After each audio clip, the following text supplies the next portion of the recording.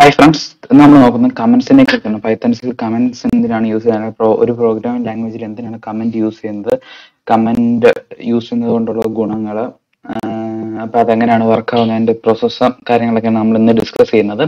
അപ്പം നമുക്ക് സിമ്പിൾ ആയിട്ട് കമന്റ് എന്താണെന്ന് നോക്കാം. അതായത് നമ്മൾ ഇപ്പൊ ഒരു കോംപ്ലിക്കേറ്റഡ് ആയിട്ടുള്ള ഒരു വലിയൊരു നമ്മളൊരു കോഡ് എഴുതുകയെന്ന് വെച്ചാൽ ഒരു 1000 ലൈൻസ് ഓഫ് കോഡ്, ഇപ്പൊ നിങ്ങൾ വിചാരിക്കും ഒരു 1000 ലൈൻസ് ഓഫ് കോഡ് നിങ്ങൾ ചെയ്തു. നിങ്ങളൊരു ഡെവലപ്പറാണ്, അതുപോലെ വേറെ നിങ്ങളൊരു ഫ്രണ്ടും കൂടി ഒരു ഡെവലപ്പറാണെന്ന് വെച്ചു. അതിനുശേഷം നിങ്ങൾ ഒരു കോഡ് ചെയ്തു, നിങ്ങൾക്ക് ആ 1000 ലൈൻസും നോക്കിക്കഴിഞ്ഞാൽ മനസ്സിലാവും എന്താണെന്നുള്ളത്. അപ്പൊ നിങ്ങൾ കമന്റ് ഒന്നും ചെയ്തിട്ടില്ല, നിങ്ങൾ ഒന്നും ചെയ്തില്ല, ചുമ്മാ കോഡ് എഴുതുക, കാര്യങ്ങൾ ചെയ്തു. അതിനുശേഷം അത്രയും വർക്കായി. ഇനി ബാക്കി കണ്ടിന്യൂഷൻ ആയിട്ട് അവര്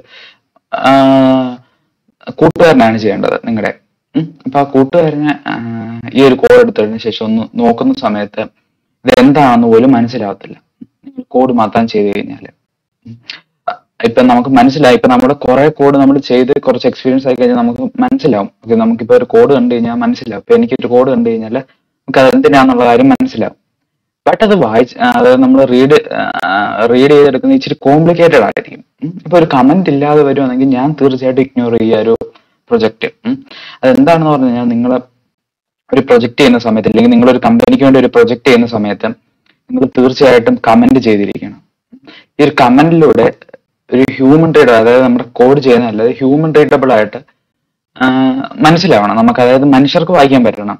അപ്പൊ നമ്മൾ മനുഷ്യരാണല്ലോ കോഡ് ചെയ്യുന്നത്, നമ്മളാണല്ലോ പ്രോഗ്രാമേഴ്സ്. അപ്പൊ നമുക്കത് മനസ്സിലാവണം എന്താണ് എഴുതിയേക്കുന്നത്. അപ്പൊ അതിനു വേണ്ടി, അല്ലെങ്കിൽ മറ്റൊരു ഡെവലപ്പറിന് മനസ്സിലാവണം ഇത് എന്തിനു വേണ്ടിയാണ് എഴുതിയേക്കുന്നത്. അപ്പൊ അതിനാണ് നമ്മൾ കമന്റ് യൂസ് ചെയ്യുന്നത്. അപ്പം പല ആൾക്കാരും ചോദിക്കാറുണ്ട്, ഈ കമന്റ് നമ്മൾ എഴുതി കഴിഞ്ഞാൽ അതും കൂടി ഈ ഒരു ഇതിലേക്ക് പലർക്കും തെറ്റിദ്ധാരണയാണ്. അതായത് അതും കമ്പൈൽ ആവും, അത് ഇന്റർപ്രറ്റർ റൺ ആക്കുക എന്നുള്ളതാണ്. ബട്ട് അങ്ങനല്ല. അതായത് ഇത് രണ്ടും, കമ്പൈലറും ഇന്റർപ്രറ്റേഴ്സും ഈ ഒരു കമന്റ്സ് ഇഗ്നോർ ചെയ്യുവാണ് ചെയ്യുന്നത്. അത് എടുക്കത്തില്ല, അത് കമന്റ് ആയിട്ട് തന്നെ കിടക്കും. അത് റൺ ചെയ്തില്ല, അതിനെ തൊടത്തില്ല, അത് ഇഗ്നോർ ചെയ്ത് വിടും. മനസ്സിലായോ? അതായത് കമന്റ്സ് രണ്ട് തരത്തിലാണുള്ളത്. അതായത് സിംഗിൾ ലൈൻ കമന്റും മൾട്ടി ലൈൻ കമന്റും. അപ്പൊ സിംഗിൾ ലൈൻ കമന്റ് എന്ന് പറയുന്നത് നമുക്ക് ഒറ്റ ലൈനിൽ ചെയ്യാൻ പറ്റുന്നതാണ്. ആ ഒരു കമന്റ് എഴുതുന്നത് ഒരു ഹാഷ് സിമ്പിൾ യൂസ് ചെയ്തുകൊണ്ടാണ്. ഇനിയും നമുക്ക് മൾട്ടി ലൈൻ കമന്റ് ഉണ്ട്. മൾട്ടി ലൈൻ കമന്റ് നമുക്ക് സിംഗിൾ കോഡ്സ്, 3 സിംഗിൾ കോഡ്സ് ഇടുക, അതിനുശേഷം അത് കമന്റ് ഒരു 4-5 ലൈൻ എഴുതുക, അതിനുശേഷം അത് ക്ലോസ് ചെയ്യുക. അതാണ് അതായത് സ്ട്രിംഗ് മെത്തേഡിൽ യൂസ് ചെയ്യുന്നതാണ് അതൊരു കമന്റ്. രണ്ട് രീതിയിലാണ്, അത് മൾട്ടി ലൈൻ കമന്റും ഹാഷ് സിമ്പിൾ യൂസ് ചെയ്യുന്നത് സിംഗിൾ ലൈൻ കമന്റും ആണ്.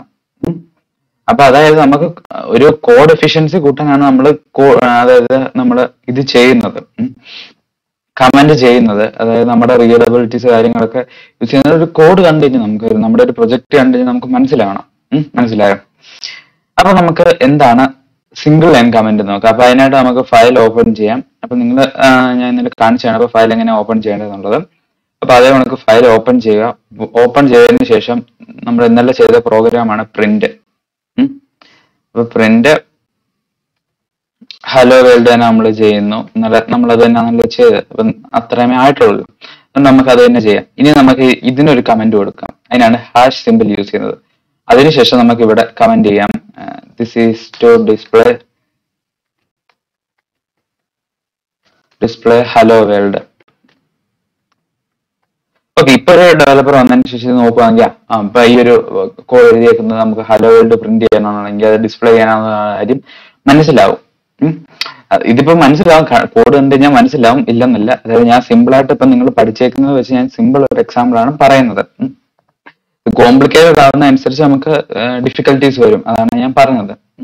ഇനി മൾട്ടി ലൈൻ കമന്റ് എങ്ങനെ എഴുതുന്നത് നോക്കാം. അതായത് 3 സിംഗിൾ കോഡ്സ് ഇട്ടു, അതിന്റെ ഇടയ്ക്ക് നമുക്ക് this is multi line comment, പിന്നെ നമുക്ക് അതിന്റെ താഴെ എഴുതാം കമന്റ്. അത് തന്നെ നമുക്ക് കമന്റ് വീണ്ടും ഒന്ന് കമന്റ് എന്തെങ്കിലും കൊടുത്ത് നമ്മളത് ക്ലോസ് ചെയ്യുന്നു. ഇത് ഞാൻ ചുമ്മാ ഒരു ഇത് കൊടുത്തതാണ്. ഓക്കെ, ഇതിപ്പോ മൾട്ടി ലൈൻ കമന്റ് ആണ്. നമുക്ക് ഇവിടെ എന്ത് എഴുതി കഴിഞ്ഞു കഴിഞ്ഞാലും അതെല്ലാം കമന്റ് ആയിട്ടായിരിക്കും വായിക്കുന്നത്. ഇതെല്ലാം ഇഗ്നോർ ചെയ്യും. നമുക്ക് ഇതൊന്ന് റൺ ചെയ്ത് നോക്കാം. അതിന് നമുക്ക് സിംഗിൾ ലൈൻ കമന്റ് മാത്രം നമുക്കൊന്ന് റൺ ചെയ്ത് കാണിച്ചു തരാം. ഓക്കെ, റൺ ചെയ്ത് കഴിഞ്ഞാൽ നിങ്ങൾക്ക് കാണാൻ പറ്റും ഹലോ വേൾഡ് മാത്രമേ പ്രിന്റ് ആവുള്ളൂ. അതായത് നമ്മുടെ ഈ ഒരു കമന്റ് അതില് പ്രിന്റ് ആയിട്ടില്ല, അതായത് ഇഗ്നോർ ചെയ്യുമെന്ന് അർത്ഥം. ഇനി നമുക്ക് മറ്റേതും കൂടി ചേർക്കാം, മൾട്ടി ലൈൻ കമന്റും കൂടി. ഇനി നമുക്കൊന്നുകൂടെ, അതായത് F5 കീ യൂസ് ചെയ്ത് വേണം നമ്മൾ കൂടുതൽ ഷോർട്ട് കട്ട് കീസ് തന്നെ നിങ്ങൾ യൂസ് ചെയ്യുക. ഓക്കെ, ഇപ്പോഴും കമന്റ്സ് രണ്ടും ഇഗ്നോർ ആയി, കണ്ടോ, മനസ്സിലായോ? അതായത് ഇത് രണ്ടും യൂസ് ചെയ്യുന്ന സമയത്തുള്ള ഗുണമാണ്, അതായത് കമന്റ് യൂസ് ചെയ്യുന്നതാണ് ഏറ്റവും ബെറ്റർ. ഒരു ഡെവലപ്പർ ആയിരിക്കാൻ നിങ്ങൾ തീർച്ചയായിട്ടും കമന്റ് ചെയ്ത് വേണം കോഡ് ചെയ്യാൻ.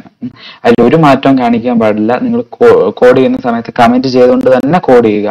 ഓക്കെ, പല ആൾക്കാരും ബിഗിനറായിട്ട് വരുന്ന ആൾക്കാർ കോഡ് ചെയ്യുന്ന സമയത്ത് കമന്റ് ഒന്നും ഇടാതെ അങ്ങ് ഒരു കോഡിംഗ് സ്റ്റാൻഡേർഡ് ഉണ്ട്, എനിക്ക് ആ കോഡ് സ്റ്റാൻഡേർഡ് ഉണ്ട്, ആ കോഡ് സ്റ്റാൻഡേർഡ് കളഞ്ഞാണ് ആൾക്കാർ ചെയ്യുന്നത്. അപ്പൊ അത് തീർച്ചയായിട്ടും അങ്ങനെ ചെയ്യാതിരിക്കുക, കറക്റ്റ് ആയിട്ട് കമന്റ് ചെയ്യുക.